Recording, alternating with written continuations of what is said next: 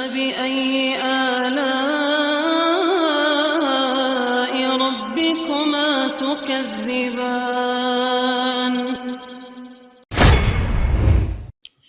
Assalamualaikum warahmatullahi wabarakatuh. Ustaz, sholat tarawih yang lebih utama itu dikerjakan secara berjamaah atau secara sendirian? Berjamaah. Berjamaah.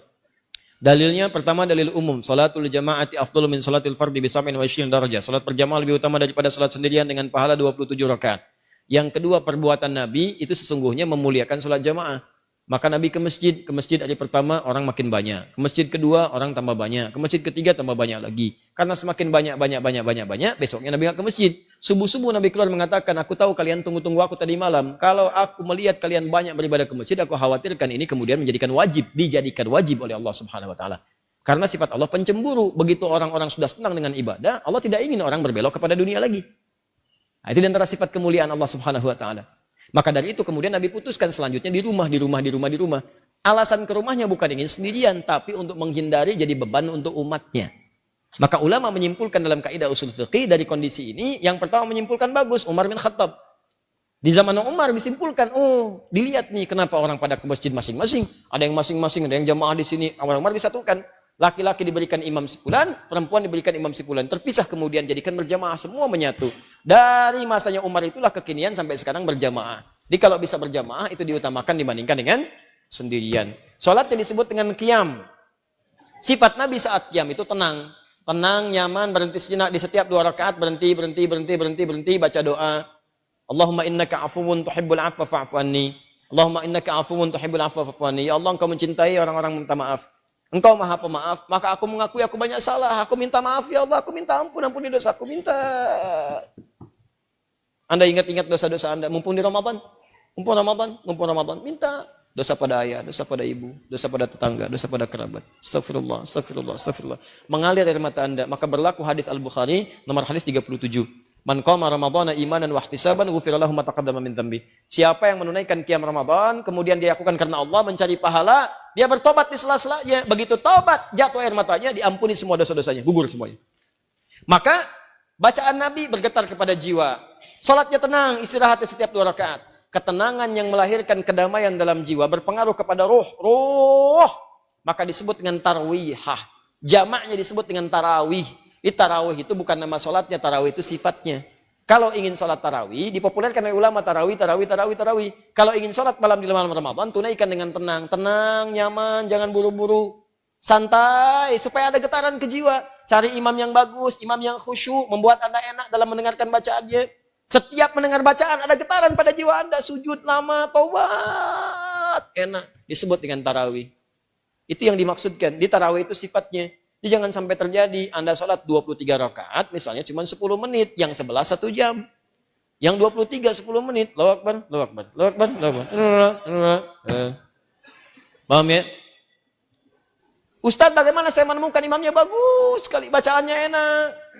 Cuman suratnya kadang-kadang membuat saya gelisah. Allahu Akbar. Alif Lam Mim. Astagfirullah. Malam pertama, ya kan? Udah gelisah-gelisah, tiba-tiba Allahu Akbar. Cari niatkan niat. Kalau sudah niat, yang berat akan ringan, yang ringan tak akan terasa. Tapi jadi imam pun lihat keadaan makmum. Makanya setiap imam dicontohkan oleh Nabi berbalik, lihat makmumnya. Lalu dikatakan Istau a'tadilu, sawu sufu, fa inna tasfiyatas sufuf min iqamatis shalah. Ini kalimat-kalimat isyarah. Dalam hadis itu, dalam bahasa fikih terdapat 2 tuntunan. Ada kalimat namanya haqiqah. Kalimat haqiqah itu langsung diucapkan sesuai dengan bahasanya. Jangan dirubah-rubah. Kalau Arab, sudah jangan dirubah. Seperti adzan. Adzan itu sudah haqiqah, kalimatnya seperti itu. Tauqifi. Sudah diberikan langsung, jadi jangan dirubah-rubah, jangan diterjemahkan. Kalau diterjemahkan perasaan ke hati nggak nyaman, kedengarannya nggak enak. Allahu Akbar, Allahu Akbar.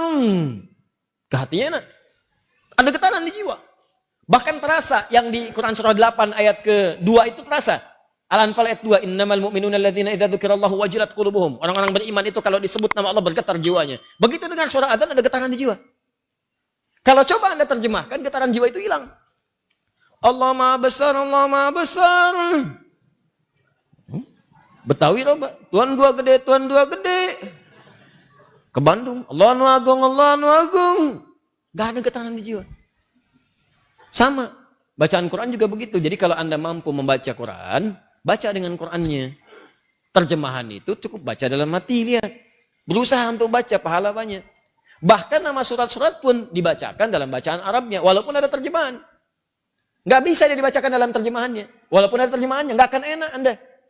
Coba deh antum, akhi, sedang murajaah. Nanya sama teman, murajaah surat apa? Sapi. Nggak enak kan tuh. Ente apa? Semut. Murajaah surat apa? Al-Baqarah. Masya Allah. Antum apa? An-Naml. Lain, getaran kejiwaannya beda. Dia lagi ngapain? Murajaah, baca Quran. Surat apa? An-Nisa. Tuh. Beda. Baca surat apa sih itu? Surat Mama. Mama. Lain kan? Nah, maka demikian kalau mau mimpin sholat berbaliklah. Tidak harus menggunakan bahasa Arab. Boleh menggunakan bahasa lokal yang dipahami. Makanya kalimat hadisnya berbentuk kalimat-kalimat umum yang kiranya bisa disampaikan dengan bahasa biasa. Jadi kalau belum paham dengan kalimat istawu, istaqimu, fala takhtalifu fakhtalafat qulubukum. Ja'alu salatikum salatan muwadda'.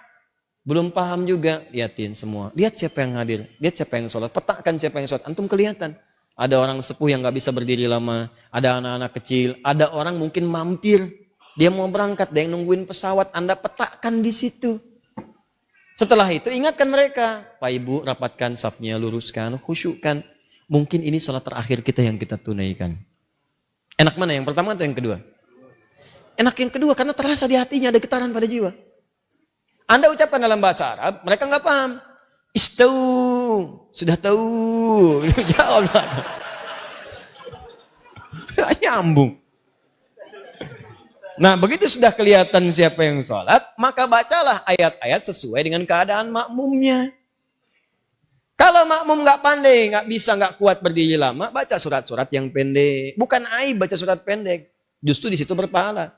Kalau kira-kira bisa kemudian berdiri lama dan sholatnya mendukung itu, subuh, isya, baca surat yang panjang.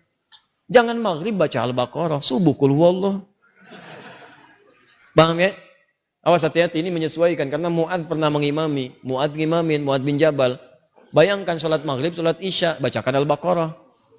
Di belakang orang baru pulang kerja, makmum di belakang, begitu makmum di belakang Allahu Akbar, baca Al-Baqarah sampai tuntas. Begitu salam kosong. Kejadian. Kata Mu'adz, pada munafik nih orang, katanya munafik. Karena ciri orang munafik itu malas-malasan sholat isya. Gak terima orang datang ngadu ke Nabi. Ya Rasulullah, si Mu'adz tuh. Kenapa? Mu'adz nyebut kami munafik. Ya padahal saya si Fulan disebut munafik katanya kan. Baik. Sebut. Bisa. Setelah itu dipanggil Mu'adz jadi klarifikasi. Nah, ini klarifikasi. Kalau ada yang kurang tepat klarifikasi. Mu'adz, apakah benar kamu mengimami baca Al-Baqarah? Benar ya Rasulullah. Kenapa kamu baca itu? Saya kan contoh Anda. Saya sholat di belakang Rasulullah. Rasulullah baca surat Al-Baqarah. Siapa yang saya rasakan itu yang saya praktekkan. Wah, pinter.